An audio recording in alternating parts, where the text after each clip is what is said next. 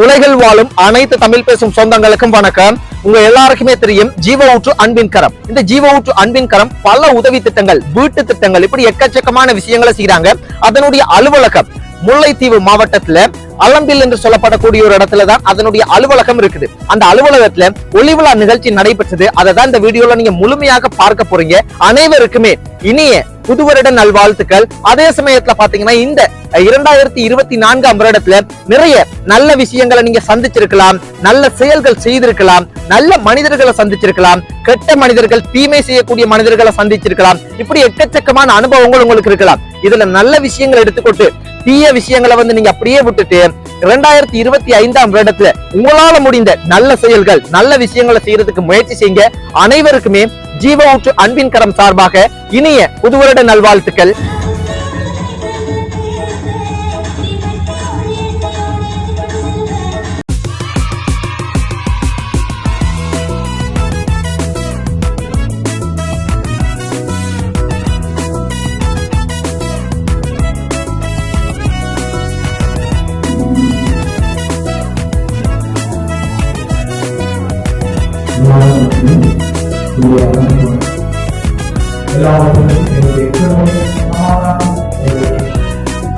அதிகாரம் இறைவசனம் 1-20.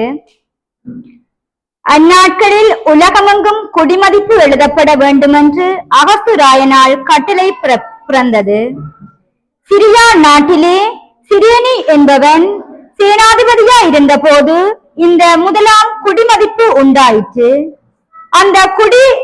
அந்தபடி குடிமதிப்பு எழுதப்படும் எல்லாருக்கும் தங்கள் தங்கள் ஊருக்கு போனார்கள். அப்பொழுது ஜோசேப்பும் தான் தாவீதின் வம்சத்தானும் குடும்பத்தானுமாயிருந்தபடியினாலே தனக்கு மனைவியாக நியமிக்கப்பட்ட கர்ப்பவதியான மரியாளுடனே குடிமதிப்பு எழுதப்படும்படி கலிலேயா நாட்டிலுள்ள நாசரேத்து ஊரிலே யூதேயா நாட்டிலுள்ள பெத்லெகேம் என்னும் தாவீதின் ஊருக்கு போனான். ஜீவ ஊற்று அன்பின் கரத்தினால் நடாத்தப்படும் ஒளிவிழாவிற்கு வருகை தந்திருக்கும் தங்கத்தந்த யூத் அமலதாஸ் அடிகளாரை வருக வருகவென வரவேற்றுக் கொள்கின்றோம்.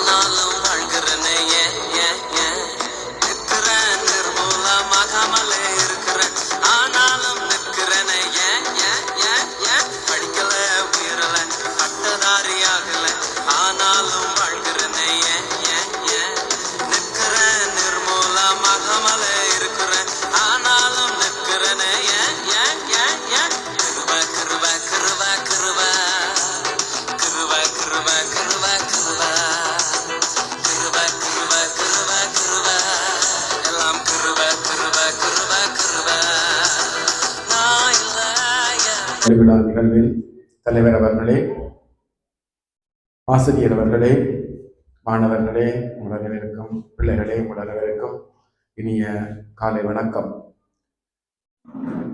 கிறிஸ்து பிறப்பினுடைய ஒளி விழாவை நாங்கள் இந்த இடத்திலே மகிழ்வோடு கொண்டாடுகின்றோம். கிறிஸ்து இந்த உலகத்துக்கு ஒளியாக வந்தார். ஒளி இருளுக்கு எதிரான ஒன்று. ஒளி எங்களுக்கு மகிழ்ச்சியை தருகிற ஒன்று. ஒளி இருக்கிற இடத்திலே இருள் அகன்று போய்விடும். இந்த ஒளியை ஏற்றுகிற பணியை நாங்கள் ஒவ்வொருவரும் பல்வேறு விதங்களிலே செய்கிறோம். சமூகத்துக்கான ஒளி என்கிறது சமூகத்துக்கான நல்வாழ்வு, பிரகாசமான வாழ்வு. அதைத்தான் இந்த ஜீவ ஊற்றின் அன்பின் கரம் பல்வேறு விதமான செயல் திட்டங்கள் ஊடாக, வீட்டு திட்டங்கள், கல்விக்கான திட்டங்கள், மாற்றுத்திறனாளிக்கான திட்டங்கள், பெண் தலைமைத்துவ குடும்பங்களுக்கான வாழ்வாதார நிவாரண உதவிகள், மருத்துவ உதவிகள், இலவச தையல் பயிற்சி வகுப்புகள், இப்படியானவைகள் மூலமாக இந்த சமூகத்துக்கான ஒளியை கொடுக்கிறார்கள். இருள் மண்டி கிடக்கிற சமூகத்துக்கு இந்த ஜீவ ஊற்றின் அன்பின் கரம் செய்கிற இந்த சேவை ஒளியேற்றுகின்ற சேவை.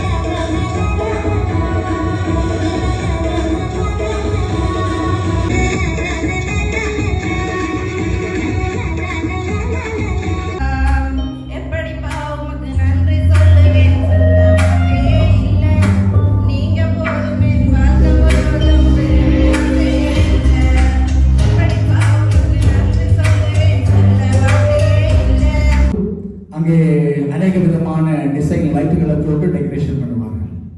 அது என்னத்தை காண்பிக்கிறது என்று சொன்னால், பாதர் சொன்னது போல ஒரு வெளிச்சத்தை அங்கே காண்பிக்கிறது. அது உலக பிரகாரமான ஒரு வெளிச்சம், ஒரு உலக பிரகாரமான ஒரு அலங்காரம். இந்த நாட்களிலே எங்கள் எல்லாருக்கும் ஒருவரை தெரியும். யார்? கிறிஸ்துமஸ் தாத்தா. எல்லாருக்கும் தெரியும் தானே? கிறிஸ்துமஸ் தாத்தா. அந்த நாட்களிலே கிறிஸ்துமஸ் தாத்தா என்று சொன்னால் தெரியும். ஆனால் கிறிஸ்துமஸ் தாத்தாவை விட ஒருவர் இருக்கிறார், இயேசு. அவர் மூலமாக உண்டானதுதான் இந்த கிறிஸ்துமஸ் பண்டிகையாக இருக்கிறது. இன்றைக்கு நாங்கள் பார்க்கலாம், கிறிஸ்து இந்த பூமிக்கு வருவதற்கு ஒரு நோக்கம் ஒன்று இருக்கிறது. இந்த பூமிக்கு கொடுக்கப்படுவதற்கு, அங்கே வருவதற்கு ஒரு நோக்கம் இருந்தது. அந்த நோக்கம் என்னென்னு சொன்னால், அங்கே எங்களுடைய பரிசுத்த வேதாகமம் சொல்லுகிறது, தேவன் எல்லாவற்றையும் உண்டாக்கினார். வானத்தை, பூமியை, காற்றை, கடலை எல்லாவற்றையும் உண்டாக்கினார்.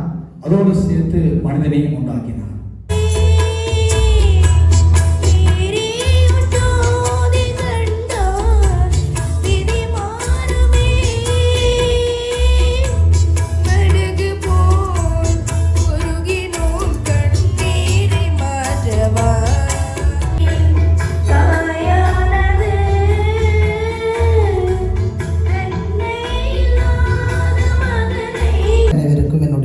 காலை நேர வணக்கத்தை தெரிவித்துக் கொண்டு, எங்களுடைய தையல் பயிற்சி நிலையத்தினுடைய ஒளி விழா நிகழ்வு பல்வேறு சிரமங்களின் மத்தியிலே இன்றைய தினம் மிகவும் சிறப்பாக இடம்பெற்றதை ஏற்று மகிழ்ச்சி அடைகின்றேன். அதை ஒழுங்கமைத்த தையல் பயிற்சி நிலையத்தின் வாழ்த்துக்கள். மிகவும் சிறப்பாக ஒழுங்கமைத்தமைக்காக என்னுடைய பாராட்டுகளை தெரிவித்துக் கொள்கின்றேன்.